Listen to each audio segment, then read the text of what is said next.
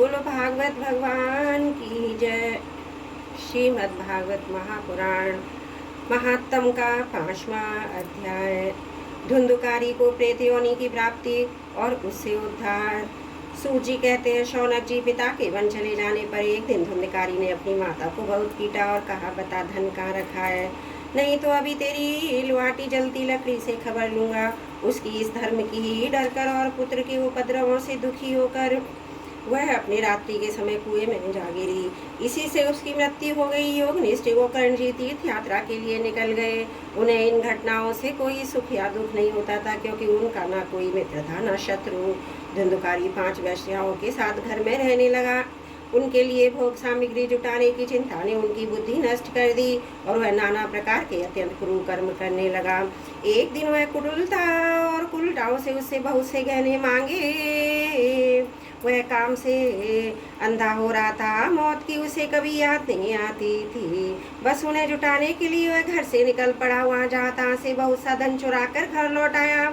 उन्हें कुछ सुंदर वस्त्र और आभूषण लाकर दिए। चोरी के माल देखकर रात्रि के समय स्त्रियों ने विचार किया कि नित्य ही चोरी करता है, इसलिए इसे किसी दिन अवश्य राजा पकड़ लेगा। राजा यह सारा धन छीन कर उसे निश्चय ही प्राण दंड देगा। जब एक दिन उसे मरना ही है, तब हम इनकी धन की रक्षा के लिए गुप्त रूप से इसको क्यों न मार डालें। इसे मारकर हम इसका माल पता लेख जहाँ कहीं चली जाएंगी। ऐसा निश्चय कर उन्होंने सोई हुए धुंधकारी को रस्सियों से कस दिया और उसके गले में फांसी लगाकर उसे मारने का प्रयत्न किया। इससे जब वह जल्दी न मरा तो उन्हें बड़ी चिंता हुई। तब उन्होंने उसके मुख पर बहुत से देखते अंगारे डाले। इससे वह अग्नि की लपटों से बहुत छटपटा कर मर गया। उन्होंने उसके शरीर को एक गड्ढे में डालकर गाड़ दिया। सच है, स्त्रियां प्राय बड़ी दुस्साहसी होती है। इस कृत्य का किसी को भी पता न चला। लोगों के पूछने पर कह देती है, हमारे प्रियतम पैसे के लोभ से अब की बार कहीं दूर चले गए हैं, इसी वर्ष के अंदर लौट आएंगे। बुद्धिमान पुरुष को दुष्टा स्त्रियों का कभी विश्वास नहीं करना चाहिए। जो मूर्ख इनका विश्वास करता है उससे दुखी होना पड़ता है। इनकी वाणी तो अमृत के समान कामियों के हृदय में रस का संचार करती है, किंतु हृदय छुरे की तार की तरह तीक्ष्ण होता है। भला इन स्त्रियों का कौन प्यारा है। ये उल्टाएं धुंधकारी की सारी संपत्ति समेट कर वहाँ से चंपत हो गई। उनके ऐसे जाने या कितने पति और धुंधकारी अपने कुकर्मों के कारण भयंकर प्रेत हुआ।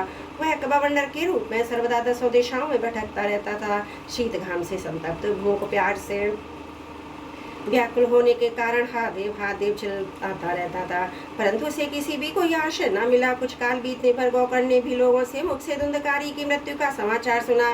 तब उसे अनाथ समझकर उन्होंने उसका गया जी में श्राद्ध किया और वहाँ जहाँ तहाँ भी जाते थे उसका श्राद्ध अवश्य करते थे।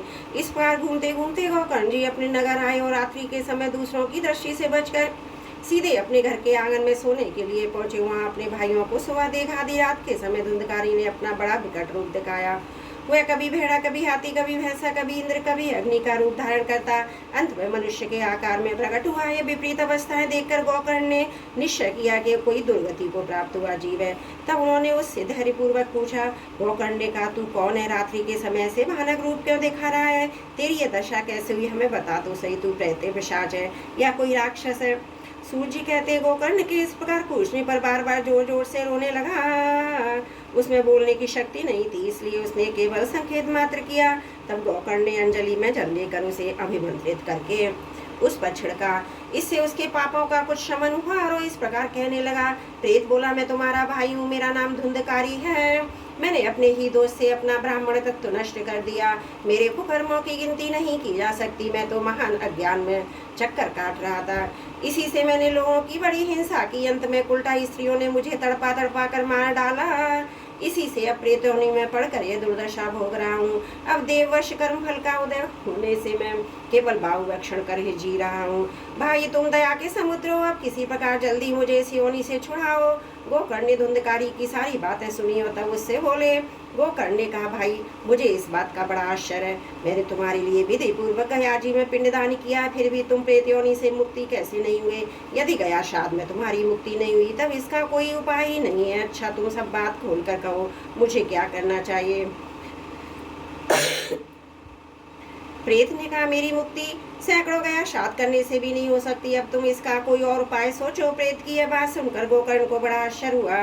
वे कहने लगे, दी सैकड़ों गया श्राद्धों में भी तुम्हारी मुक्ति नहीं हो सकती, तब तो तुम्हारी मुक्ति असंभव ही है।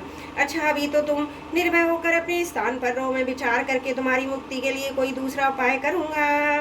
गोकर्ण की आज्ञा पाकर धुंधकारी वहां से अपने स्थान पर चला गया। इधर गोकर्ण रात भर विचार किया, तब भी उसे कोई उपाय नहीं सूझा। प्रातः काल उसको आया देख लोग प्रेम से उनसे मिलने आए। तब गोकर्ण रात में जो कुछ इस प्रकार हुआ था ये सब उसे सुना दिया। उनमें जो लोग विद्वान योगनिष्ठ ज्ञानी वेदज्ञ थे, उन्होंने भी अनेकों शास्त्रों को उलट पलट कर देखा, तो भी उसकी मुक्ति का कोई उपाय न मिला। तब सबने यही निश्चय किया कि इस विषय सूर्यनारायण जो आज्ञा करें वही करना चाहिए।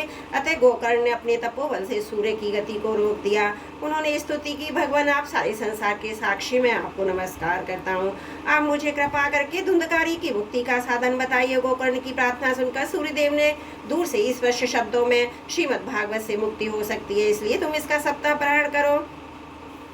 सूर्य का यह धर्म में वचन वहाँ सभी ने सुना। तब उन्होंने सबने यही कहा, प्रयत्न पूर्वक यही करो, और ये साधन बहुत सरल है। अतः गोकर्ण भी तदनुसार निश्चय करके अपने सुनाने के लिए तैयार हो गए। देश और गांवों से अनेकों लोग कथा सुनने के लिए आए। बहुत से लंगड़े, लूले, अंधे, बूढ़े, मंदबुद्धि पुरुष भी अपनी पापों की निवृत्ति उद्देश्य वहाँ पहुंचे। इस प्रकार वहाँ इतनी भीड़ हो गई, जिसे देखकर देवताओं को भी आश्चर्य होता था। जब गोकर्ण जी व्यास गद्दी पर बैठकर कथा कहने लगे, तब वह प्रेत भी वहाँ पहुंचा और इधर उधर बैठने के लिए स्थान ढूंढने लगा। इतने में उसकी दृष्टि एक सीधे रखे हुए 7 गांठ के बांस पर पड़ी, उसी के नीचे छिद्र में घुसकर वह कथा सुनने के लिए बैठ गया। वायु रूप होने के कारण वह बाहर कहीं बैठ नहीं सकता था, इसलिए बांस में घुस गया। गोकर्ण जी एक वैष्णव ब्राह्मण को मुख्य श्रोता बनाया। प्रथम सन से ईश्वर स्वर में कथा सुनानी आरंभ कर दी। सायकाल जब कथा को विश्राम दिया गया, तब एक बड़ी विचित्र बात हुई। वहाँ सभी सदों के देखते देखते उस बांस की एक गांठ तड़ तड़ शब्द करती फट गई। इसी प्रकार दूसरे दिन सायकाल में दूसरी गांठ फटी, तीसरे दिन उसी समय तीसरी। इस तरह 7 दिनों में 7 गांठों को फोड़कर धुंधकारी 12 स्कंदों के सुनने से पवित्र होकर प्रेत योनि से मुक्त हो गया। दिव्य रूप धारण करके सबके सामने प्रकट हुआ। उसका मेघ के समान श्याम शरीर पीताम्बर तुलसी की मालाओं से सुशोभित था और सिर पर मनोहर मुकुट, कानों में कमनीय कुंडल झिलमिला रहे थे। उसने तुरंत अपने भाई गोकर्ण को प्रणाम करके कहा, भाई तुमने कृपा करके मुझे प्रेत योनि की यातनाओं से मुक्त कर दिया। यह प्रेत पीड़ा का नाश करने वाली श्रीमद् भागवत की कथा धन्य है, तथा श्री कृष्ण के धाम की प्राप्ति कराने वाला इसका सप्ताह पारायण भी धन्य है। जब सप्ताह श्रवण का योग लगता है, तब यह सब पाप थर्रा उठते हैं। यह भागवत को कथा जल्दी ही हमारा अंत कर देगी। जिस प्रकार आग गीले, सूखी, छोटी बड़ी सब तरह की लकड़ियों को जला डालती है, उसी प्रकार ये सप्ताह श्रवण मन, वचन और कर्म द्वारा किए हुए नए पुराने छोटे बड़े सभी प्रकार के पापों को भस्म कर देता है। विद्वानों ने देवताओं की सभा में कहा कि जो लोग इस भारतवर्ष में श्रीमद् भागवत कथा को नहीं सुनते, उनका जन्म वृथा ही है। भला मोर पूर्वक लालन पालन करके यदि यह नित्य शरीर को हष्ट पुष्ट बलवान भी बना दिया, तो भी श्रीमद् भागवत की कथा सुने बिना इससे क्या लाभ। अस्थियां ये शरीर के आधार स्तंभ है, नस नाड़ी रूप रस्सियों से ये बंधा हुआ है। ऊपर से इस पर मांस और रक्त थोप कर इसे चर्म से मढ़ दिया गया है। इसके प्रत्येक अंग में दुर्गंध आती है, क्योंकि तो ये मलमूत्र का भांड ही है। वृद्धावस्था के शोक के कारण परिणाम में दुख नहीं है। रोगों का तो ये घर ही ठहरा है, निरंतर किसी न किसी कामना से पीड़ित रहता है। कभी इसकी तृप्ति नहीं होती, इसे धारण किए रहना भी एक भारी है।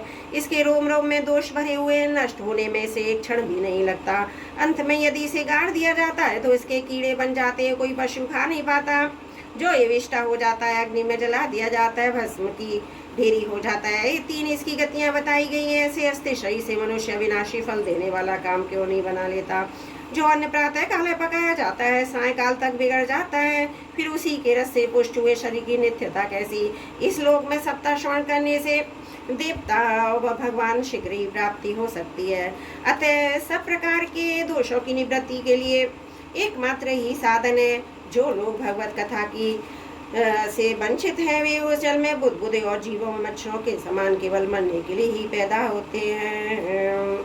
भला जिसके प्रभाव से जड़ों सूखे हुए बांस की गांठें फट सकती हैं, उस भागवत कथा का श्रवण करने से किसकी चिंता की गांठों का खुल जाना कौन बड़ी बात है। सतत श्रवण करने से मनुष्य के हृदय की गांठ खुल जाती है, उसके समस्त संशय छिन्न भिन्न हो जाते हैं, सारे कर्म छीड़ हो जाते हैं। यह भगवत कथा रूप तीर्थ संसार के कीचड़ को धोने में बड़ा ही पटु है। विद्वानों का कथन है कि जब हृदय में स्थित हो जाता है तब मनुष्य की मुक्ति निश्चित ही समझनी चाहिए। जिस समय धुंधुकारी ये सब बातें कह रहा था उसके लिए वैकुंठवासी पार्षदों के सहित एक विमान उतरा। उससे सबोर मंडलाकार प्रकाश फैल रहा था। सब लोगों के सामने ही धुंधकारी उस विमान पर चढ़ गया। तब उस विमान पर आए हुए पार्षदों को देखकर उनसे गोकर्ण ने यह बात कही। गोकर्ण ने पूछा, भगवान के प्रिय पार्षदों, यहाँ तो हमारे अनेकों शुद्ध हृदय श्रोतागण हैं, उन सब के लिए आप लोगों का एक साथ बहुत से विमान क्यों नहीं लाए? हम देखते हैं कि यहाँ सभी ने समान रूप से कथा सुनी, फिर फल में इस प्रकार भेद क्यों हुआ है, बताइए।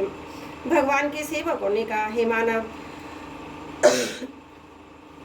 इस फलवेद का कारण उनके श्रवण का भेद ही है। यह ठीक है, श्रवण तो सबने समान रूप से ही किया है, किंतु इसके जैसा मनन नहीं किया है। इसी के साथ भजन करने पर भी उसके फल में भेद रहा। इस प्रेत ने 7 दिनों तक निराहार रहकर श्रवण किया था तथा सुने विषय का स्थिर चित्त से खूब मनन निध्यासन भी करता रहता था। जो ज्ञान दृढ़ नहीं होता वह व्यर्थ हो जाता है। इसी प्रकार ध्यान देने से, श्रवण का संदेश मंत्र का और चित्त के हृदय से भटकते रहने से जब भी कोई फल की प्राप्ति नहीं होती। वैष्णवहीन देश आपको अपावत्र कराया हुआ सात का भोजन, अश्रोत्रियों को दिया हुआ दान, आचारहीन को इन सब का नाश हो जाता है। गुरु वचनों में विश्वास, दीनता का भाव, मन के दोषों पर विजय, कथा में चित्त की एकाग्रता इत्यादि नियमों का यदि पालन किया जाए तो श्रवण का यथार्थ फल मिलता है। यदि श्रोता फिर से सीधी में भगवत कथा सुने तो निश्चय ही सबको वैकुंठ की प्राप्ति होगी। और गोकर्ण जी, आपको तो भगवान स्वयं आकर गोलोक धाम में ले जाएंगे। यो कहकर भी सब पार्षद हरि कीर्तन करते हुए वैकुंठ लोक को चले गए। श्रावण मास में गोकर्ण जी ने फिर उसी प्रकार सप्ताह क्रम से कथा कही। उन श्रोताओं ने उसे फिर सुना। नारद जी, इस कथा की समाप्ति पर जो कुछ हुआ वो सुनिए। वहाँ भक्तों में भरे हुए विमानों के साथ भगवान प्रकट हुए। सब ओर से खूब जय जयकार नमस्कार की ध्वनियां होने लगी। भगवान स्वयं हर्षित होकर अपने 5 जन्य शंख की ध्वनि करने लगे। उन्होंने गोकर्ण को हृदय से लगाकर अपने ही समान बना लिया। उन्होंने क्षण भर में इन सब श्रोताओं को भी मेघ के समान श्याम वर्ण, रेशमी पीताम्बर धारी तथा किरीट और कुंडल आदि से विभूषित कर दिया। उस गांव में कुत्ते चांडाल पर्यंत जितने भी जीव थे वे सभी गोकर्ण जी की कृपा से विमानों पर चढ़ गए तथा जहाँ योगी जन जाते हैं उस भगवत धाम में वे भेज दिए गए। इस प्रकार भगवत वत्सल भगवान श्री कृष्ण कथा श्रवण से प्रसन्न होकर गोकर्ण जी को साथ ले अपने ग्वाल बालों के लिए प्रिय गोलोक धाम में चले गए। पूर्व काल में जैसे अयोध्यावासी भगवान श्री राम के साथ साकेत धाम से धारे थे, उसी प्रकार भगवान श्री कृष्ण सबको योगी दुर्लभ गोलोक धाम को ले गए, जिस लोक में सूर्य चंद्रमा सिद्धों की भी कभी गति नहीं हो सकती। उसमें वे श्रीमद् भागवत का श्रवण करने चले गए। नारद जी सप्ताह यज्ञ के द्वारा कथा श्रवण करने से जैसा उज्जवल फल संचित होता है, इसके विषय में हम आपसे क्या कहें अजी। जिन्होंने अपने कर्णपूल से गोकर्ण जी की कथा एक अक्षर का भी पान किया था, वे फिर माता के गर्भ में नहीं आए। जिस गति को लोग वायु, जल या पत्ते खाकर शरीर सुखाने से, बहुत काल तक घोर तपस्या करने से योगाभ्यास भी नहीं पा सकते, उसे ये सप्ताह श्रवण में सहज ही प्राप्त कर लेते हैं। इस परम पवित्र इतिहास का पाठ चित्रकूट पर विराजमान मुनि शार्णेय भी ब्रह्मानंद में मग्न होकर करते हैं। यह कथा बड़ी ही पवित्र है। एक बार के श्रवण से ही समस्त पाप राशि को भस्म कर देती है।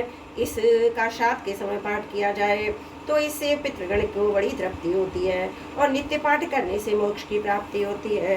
बोलो भागवत भगवान की जय। श्रीमद् भागवत महापुराण महात्म का 5वां अध्याय समाप्त। त्रुटियों के लिए क्षमा चाहती हूँ।